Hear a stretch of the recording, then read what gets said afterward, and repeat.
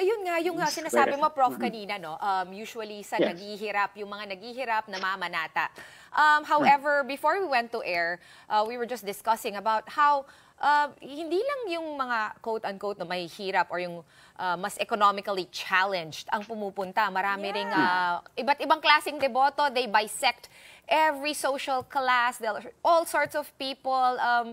Sa atin lang ba yan? Higher social class are very religious. Meron bang type of person that this attracts? May ganun ba? No, that's a great question too. We know that that there have been many changes, going on sa Traslacion over time. We have so many stories about more middle class families, personalities, famous people who are part of the Traslacion.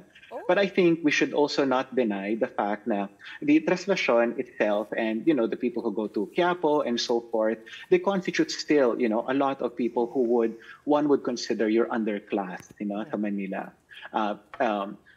I think if you look at objectively the patterns of religiosity sa Pilipinas, the upper class and middle class Filipinos would not be in this environment. Of course, some of them could be, but I think many of the middle class and upper class would be in other forms of religious expressions and devotions. Halimbawa, prosperity gospel, prosperity preaching, mas blessings oriented, churches where English is spoken, not Tagalog, not Filipino, that kind of thing. Pero dito, there's something about the harshness of the religious encounter that attracts still the majority of, number one, men, number two, underclass. That in itself makes it a very, very special phenomenon. Not entirely unique, but still special. Okay, has this been more inclusive in recent years? Kasi parang yung nagpapasan nung krus dati lalaki lang, nagdadagdag na sila ng kababaihan. At why that comment that this is more about the male, the men? No, sure. We also know that more and more women are participating, and that says a lot about how the space is becoming more inclusive. Pero if we look at the general pattern, and sociology kasi is the study of patterns, no?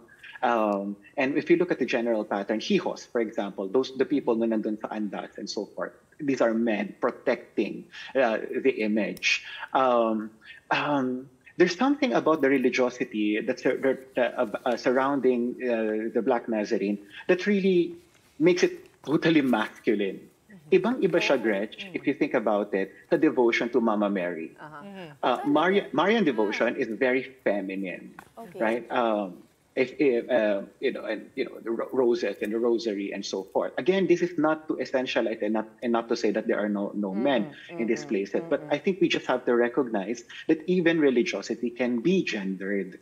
And in particular, dito sa Black Nazarene, because it is competitive and it's about the harshness of life and the harshness of touching the Black Nazarene, it becomes a space for interesting word that you used there.